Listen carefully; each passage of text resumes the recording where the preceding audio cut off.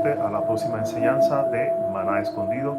Si no se ha suscrito, por favor, dale a la campanita abajo, suscríbase, comparta los videos en confianza, comenten todo lo que ustedes quieren hacer en confianza. Mi canal es su canal y aquí estamos, ¿verdad?, para las enseñanzas de la palabra de Dios. Un canal estrictamente diseñado e intencionado a hablar de la palabra de Dios. Quizás cosas que muchos no han escuchado, o quizás otros vagamente no han escuchado, pero aquí estamos para abundar, para profundizar en las enseñanzas de Dios. Vamos rapidito, en la enseñanza número 19. Esta enseñanza lo he titulado Las dos formas en las que Dios trabaja. La realidad es que Dios trabaja de muchas maneras, ¿verdad?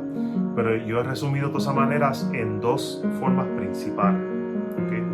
Esto no es algo escrito en piedra, esto simplemente es un pensar mío y lo voy a traer para compartir. Mira lo que dice. ¿Está Dios a favor de la guerra? Muchos cristianos dicen que no. De hecho, muchos no enlistan en las Fuerzas Armadas por temor a lo que dice el sexto mandamiento: no matarás. Eso se halla en Éxodo 20:13. Cuando de conflicto se trata, nos echamos para atrás, pues aparte de ese mandamiento, Cristo nos enseñó a poner la otra mejilla si alguien nos golpea y a llevar la carga una milla extra, según Mateo 5, del 38 al 48.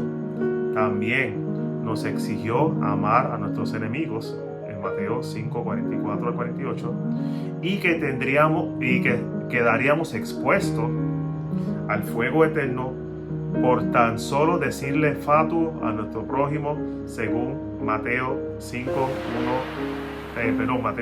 22. Oh, imagínense eso.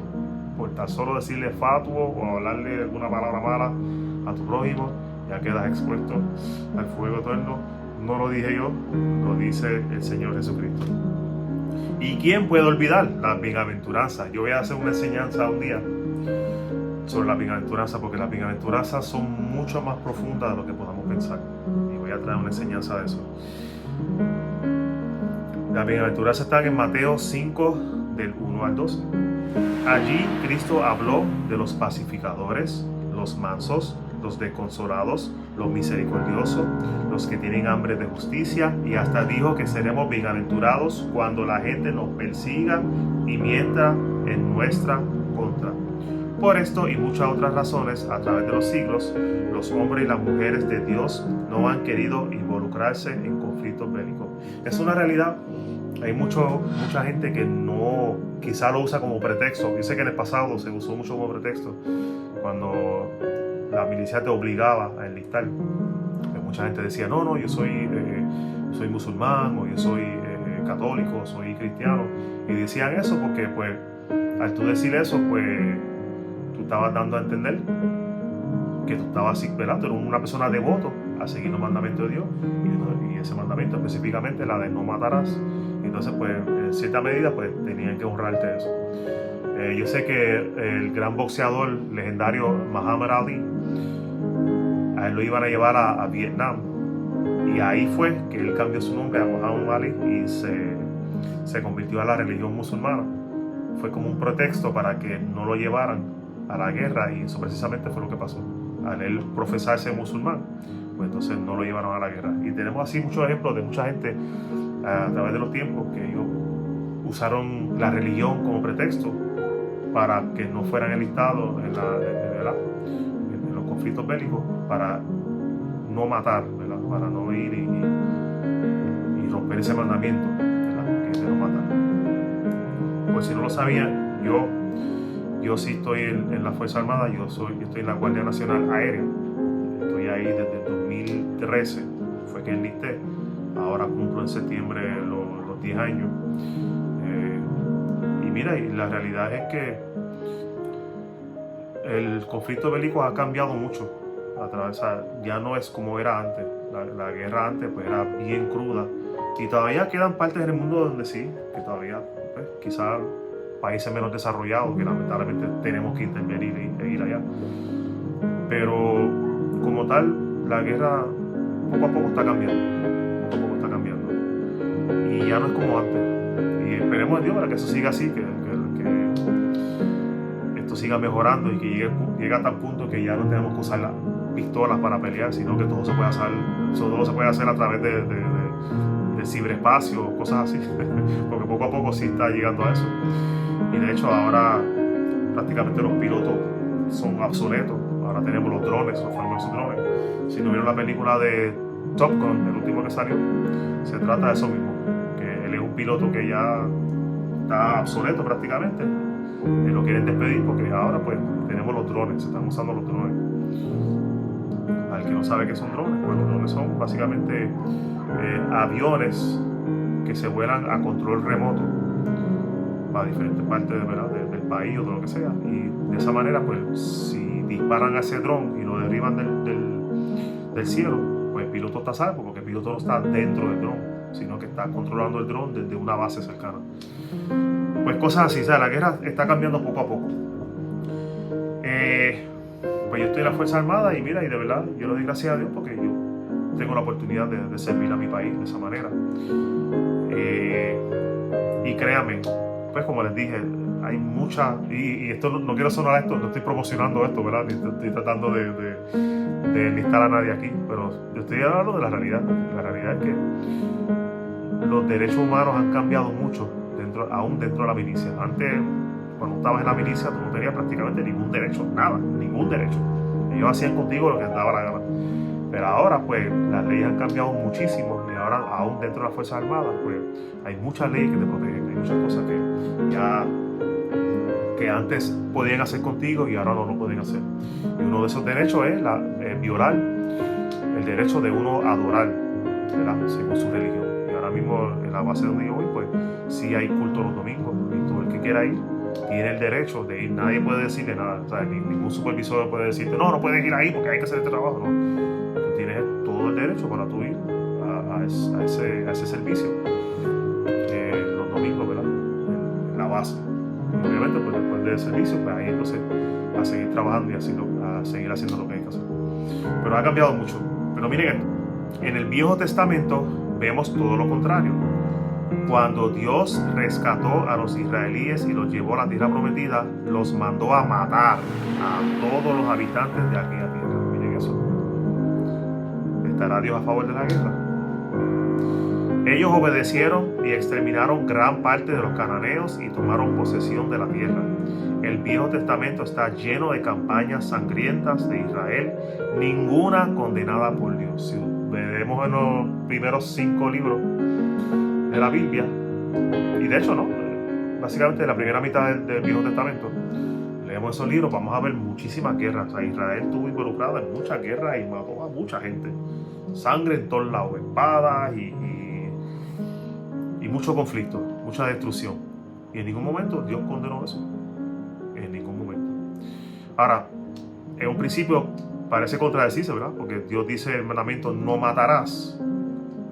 Pero entonces los israelíes sí mataron a mucha gente. Ese es el punto de esta enseñanza. Dios trabaja de dos formas diferentes. Y esas dos formas, en un principio, parecen contradecirse. Pero vamos a ver más adelante por qué realmente no se contradicen. Hay una razón por eso.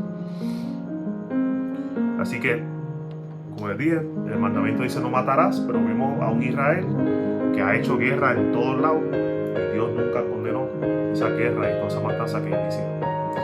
De hecho, en la ley, la pena capital era común, algo que para muchos hoy día es considerado un tabú. Hoy día nadie quiere saber de la pena capital. Yo en lo personal sí creo en la pena capital, pero hay mucha gente que no cree en eso. Ahora, podríamos decir que Dios pregó así solo en aquellos entonces. Mira, uno podría decir, pero eso fue el Viejo Testamento, ahora estamos en el Nuevo Testamento, pero no, mira.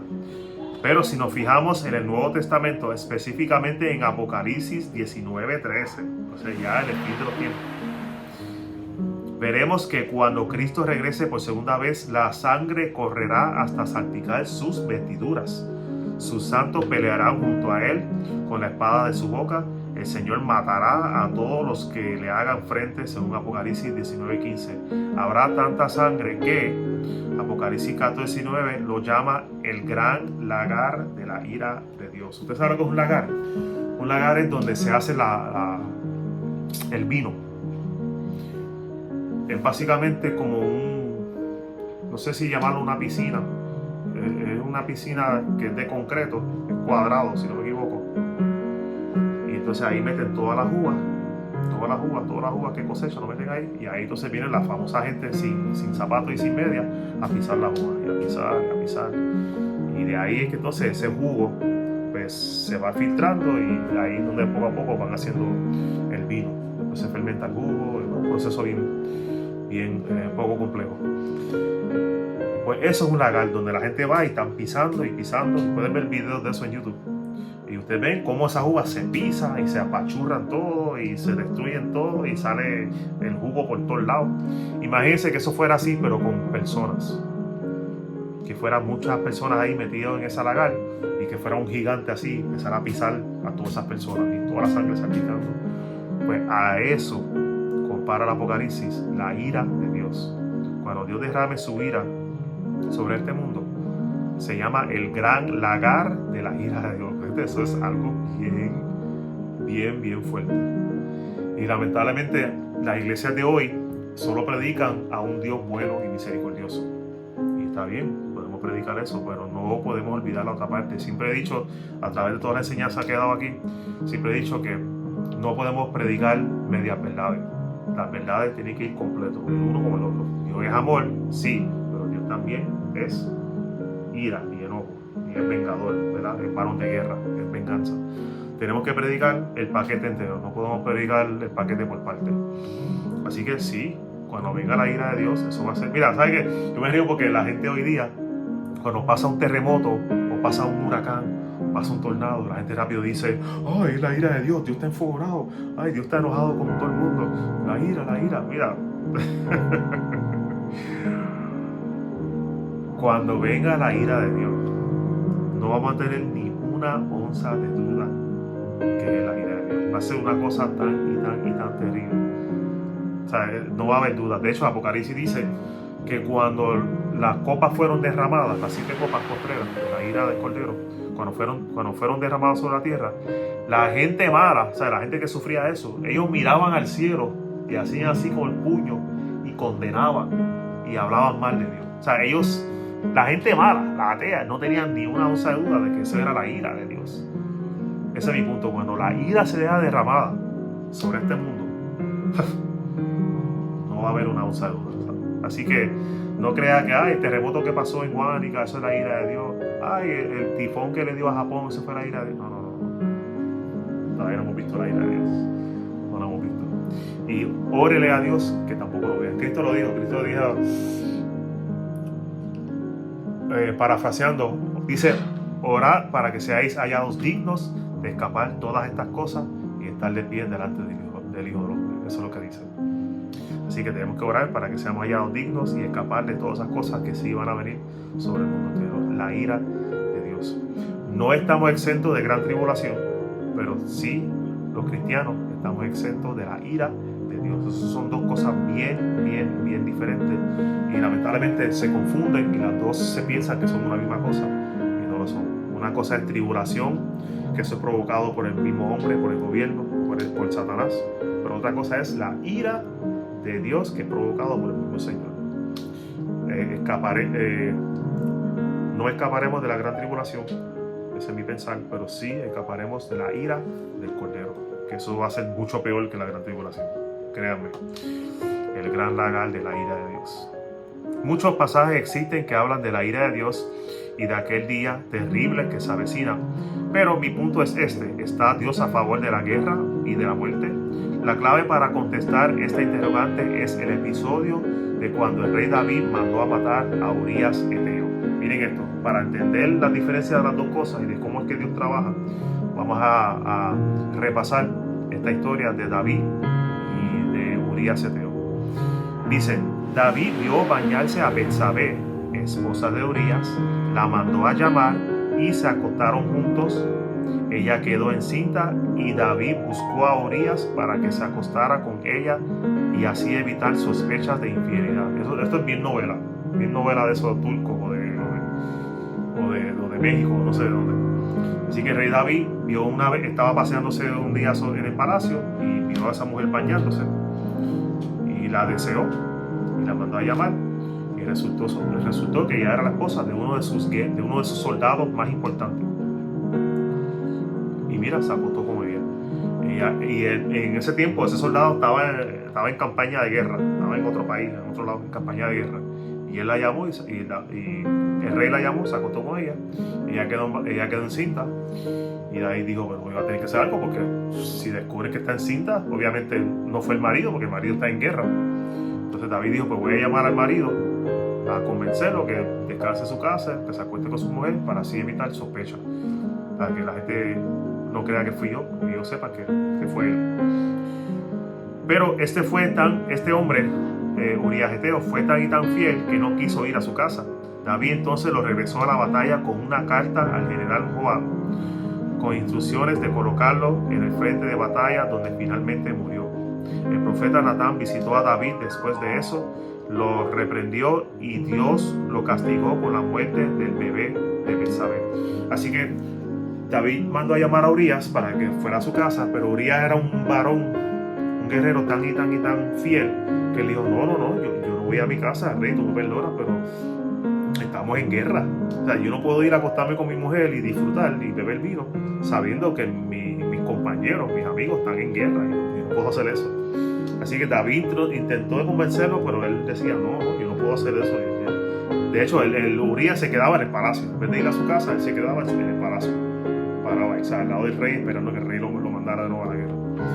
Como David vio que él no quería acostarse con la mujer, pues David dijo, pues mira, voy a tener que matarlo porque no tengo de otra. Y eso fue lo que pasó. Él dijo, pues ¿sabes qué?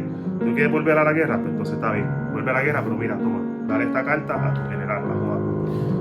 Urías no sabía qué decía la carta. Y cuando se lo dio a Joab, que Joab le abrió la carta, una carta confidencial, era una carta del mismo rey que decía, mira, pon a Urías en el frente de batalla para que lo pueda matar. Y eso fue lo que pasó. Lo pusieron frente a batalla y Urías murió. Y así ahora David tenía toda la licencia para casarse con esa mujer y que el hijo, pues, él poder reconocer a ese hijo. Sabemos que David era varón de guerra desde su juventud y cuando fue rey hizo muchas campañas contra los filisteos y los amonitas, pero Dios nunca le reclamó todo eso. La pregunta entonces es, ¿por qué fue castigado por la muerte de Urías, pero nunca por aquellas campañas? Dios siempre ha trabajado de dos maneras y estas son las dos maneras en las que Dios trabaja: la nacional y la individual. Aunque estos parezcan contradecirse, ¿cómo? Hablemos del primero. Así que a través de esa historia de David vamos a ver cómo es que Dios brega de una manera nacional y de una manera individual, ¿okay? Porque aparentemente de manera nacional pues no pasa nada, pero de manera individual es donde tenemos que tener cuidado. Vamos a explicar eso bien. Mira lo que dice. Y recuerden que la historia de David y Urías es la clave para entender esto. La nacional. El sistema gubernamental fue establecido por Dios, tal y como lo dijo el apóstol Pablo en Romanos 13, del 1 al 8. Sirve para traer justicia y juicio contra los malhechores y también para defender a los ciudadanos de la tiranía foránea y doméstica. Por eso necesitamos las Fuerzas Armadas. Los necesitamos. Sé que hay gente que está en contra, pero nosotros necesitamos las Fuerzas Armadas, que sirven para defender a nuestra nación de todo tipo de terror, como lo ha hecho Israel desde su fundación en el 1948. ¿Ustedes no quieren creer en la guerra? Vaya a vivir a Israel un par de años. Ustedes van a decir, hace falta los soldados, hace falta la guerra, porque si no, estamos fritos. De hecho, he oído testimonios de la intervención de Dios durante la guerra de los 6 días de 1967, en el momento que Israel estaba rodeado y sin esperanza de las fuerzas egipcias, jordanes, sirios e iraquíes. Así que en 1967 sucedió la famosa guerra de los 6 días, donde Israel estaba rodeado de sus enemigos todo el mundo decía que ya Israel iba a morir, iba a ser borrado, porque usted sabe que Israel es pequeño, creo que es del tamaño de Puerto Rico, a lo mejor más pequeño, y ese pueblito estaba rodeado, y hoy día sigue rodeado de enemigos. Y en ese momento de la guerra de los 6 días, todo el mundo juraba que Israel iba a ser borrado porque no tenía esperanza, estaban rodeados de los egipcios, de los jordaníes, de los sirios, de los iraquíes. Pero yo he escuchado testimonio de que ellos ganaron esa guerra porque Dios mismo intervino. Porque en el momento en que los aviones llegaban donde ellos veían cómo esos aviones de la nada empezaban a caerse del cielo. Y de momento se caían del cielo y chocaban. ¿Sabes? Miren eso, justamente cuando los aviones venían hacia Israel veía de momento cómo esos aviones empezaban a caerse, como moscas que mueren así al piso. O sea, eso y muchas otras maneras yo he escuchado que Dios intervino. Y es verdad, Dios, ¿sabes? No hay duda de eso porque Israel iba a morir, eran pequeños y ya no les quedaban soldados y estaban rodeados de enemigos. Y mira, ganaron la guerra porque Dios intervino. Así que, ¿estaba Dios a favor de la guerra? Aparentemente. Según Dios, la pena capital es necesaria, eso está escrito en Levítico 29. Es responsabilidad del gobierno ejecutar la justicia contra los malhechores para que la gente no tome venganza, esto es importante, con sus propias manos y manche su alma. Así que el gobierno está ahí para castigar, para que de esa manera el individuo no manche sus manos derramando sangre. Si alguien mató a, qué sé yo, un amigo mío, en vez de yo ir y coger un cuchillo y matarlo y tener sangre en mis manos, pues es mejor dejar que el gobierno sea, la justicia sea el que bregue con eso. Eso es lo ideal. Sabemos que en la mayoría de los países del mundo el homicidio es malo, el robo, el falso testimonio, la mentira, el adulterio, etc. Y para lidiar con estas infracciones, Dios estableció al gobierno o a los gobiernos. Así es como Dios brega de manera nacional. Y por eso Israel y sus ejércitos peleaban en el Viejo Testamento y aún hoy pelean. Gracias a las leyes y a la milicia tenemos orden social y estamos protegidos de ataques foráneos y domésticos. ¿Okay? Así que Dios brega de manera nacional. Es la manera en que, ¿verdad?, se trae justicia y se hace venganza. Se protege, ¿verdad?, a los países. Como dije, Israel, si no fuera por el ejército de Israel, esa gente estuviera muerto. Israel está ahí con su ejército, tiene que defenderse. Así como Estados Unidos tiene su ejército, tiene que defenderse. Si tiene que matar, tiene que matar. Porque esa es la manera en que Dios brega nacional, ¿verdad?, de la forma nacional, es de esa manera. Así que en ese sentido la guerra sí es necesaria, sí es importante, porque si no, pues reinaría el caos, reinaría la maldad en este mundo. Pero gracias, ¿verdad?, a las leyes y a la justicia, pues podemos dormir un poco mejor en la noche. Ok, la manera individual. Aquí es donde entran las enseñanzas de Cristo, la manera individual, que se resume a esto: no tomes la ley en tus propias manos. Ese es el punto. No puedes tomar la ley en tus propias manos. Para eso existe la manera nacional de Dios bregar, que es a través de la justicia, de las cortes, de la milicia, todo eso. No estamos para ejecutar por cuenta propia lo que le toca hacer al gobierno, claro, a menos que seamos juez, policía o militar. Si alguien mató a un familiar mío, mi deber como cristiano es poner la otra. Eso suena fuerte, eso está bien fuerte. No estoy diciendo que esto es fácil, esto es bien fuerte. Mi deber como cristiano es poner la otra mejilla y permitirle al sistema gubernamental juzgar al sospechoso. Eso lo hizo G. Ávila, el gran evangelista de Puerto Rico.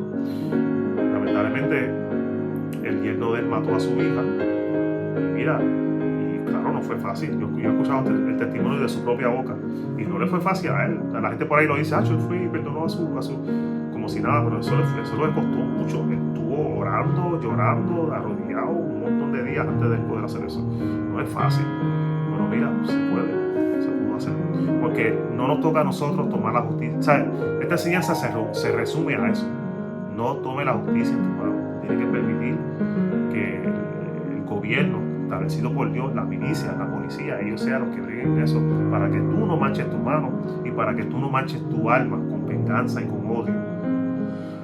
Esto no es fácil para nadie. El apóstol Pablo también reforzó esta enseñanza cuando dijo que no pagáramos mal por mal. Eso está en Romanos 12, 17 al 21.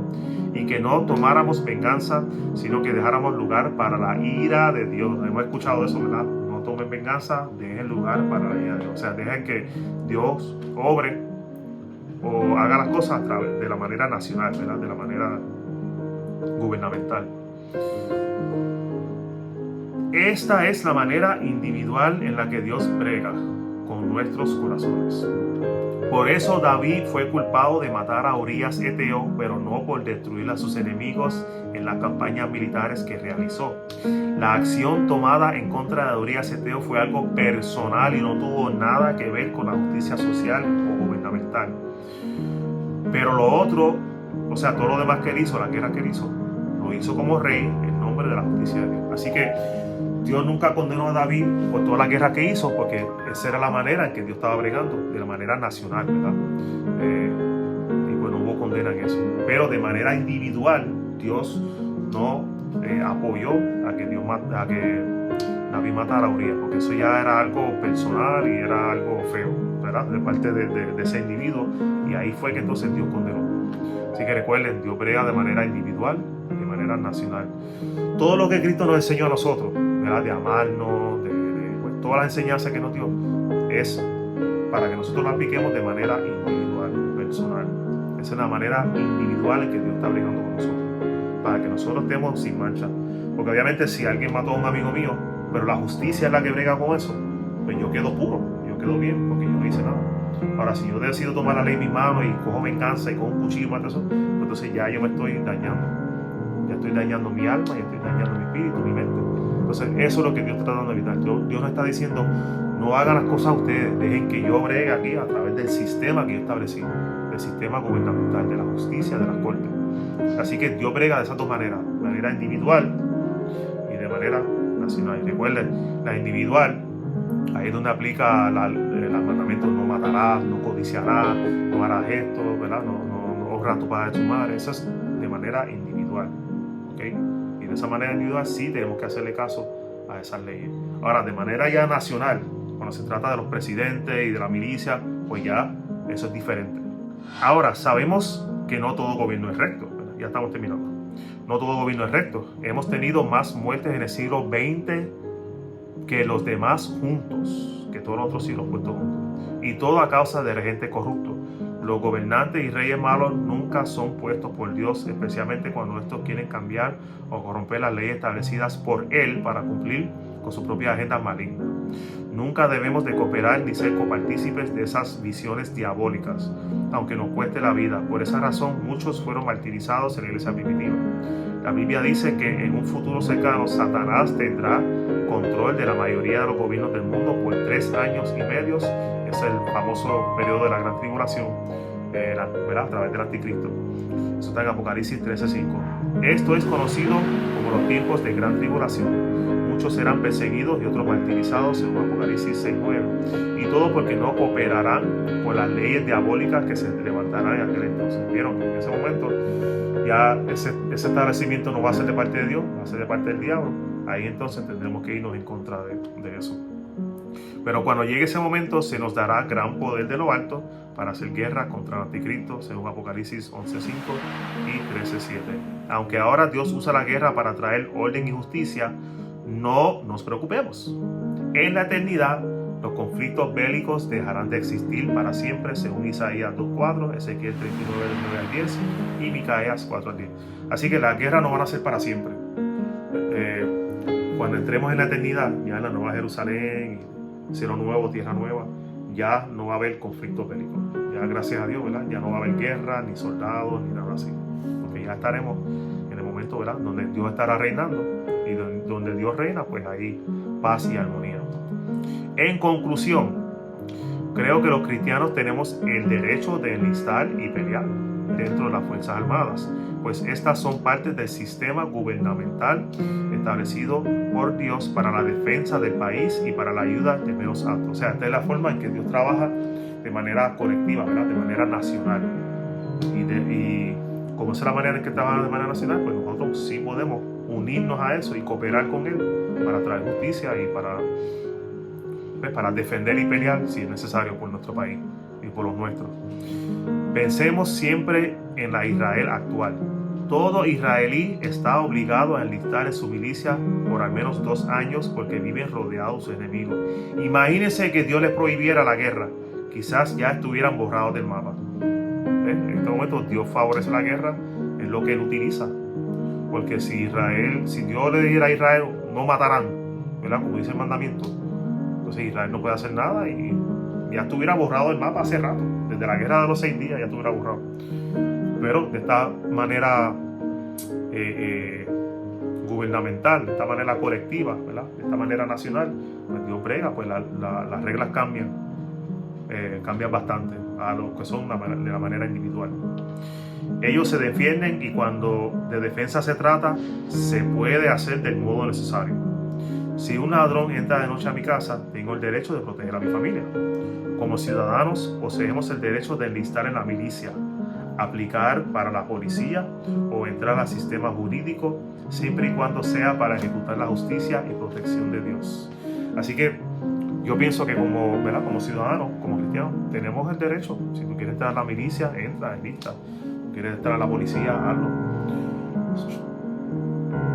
Pero si lo vas a hacer, no lo hagas con venganza a tu corazón. No lo hagas porque un ladrón mató a mi papá y ahora yo voy a meterme en la policía porque voy a buscar la manera entonces de yo ir y matarlo a él. No lo puedes hacer así. No puedes hacer de esa manera. Si tú lo vas a hacer, vas a entrar a cualquiera de eso, a la milicia, a la policía, pues tiene que ser de la manera más pura. O sea, tú lo vas a hacer porque tú quieres cooperar con el gobierno. Tú quieres ser parte, ¿verdad? Del trabajo. Trabajo que es limpiar las calles y que haya paz y seguridad en las calles de Puerto Rico o de Estados Unidos, donde sea. O si va a entrar a la milicia, pues para que se pueda defender a la nación o a defender a alguna otra nación. O si vas a entrar a ser abogado o juez, pues hazlo con esa intención, ¿verdad? A traer justicia a aquellos que necesitan justicia, ¿sabes? Etcétera, etcétera. Y pues ya, esa es la enseñanza, eso es las 2 maneras en las que Dios trabaja, ¿ok? Así que lamentablemente hay cristianos que no creen en la guerra y dicen que no, pero la guerra es necesaria. Si no fuera por eso, si no fuera por la policía, por los jueces, por los soldados, estuviéramos en muchos problemas. Así que nada, esa es la enseñanza que quería traer para hoy. Espero que les haya gustado. Sintonice para la próxima enseñanza, que es la enseñanza número 20. Y esa enseñanza es las fiestas y las sazones. Las fiestas y las sazones. Así que buen día, cualquier cosa, ya saben, pueden comentar, suscríbase a mi canal, compartan y que tengan un día hermoso todo el mundo y que la paz de Dios esté con todos ustedes. Gracias por estar aquí nuevamente.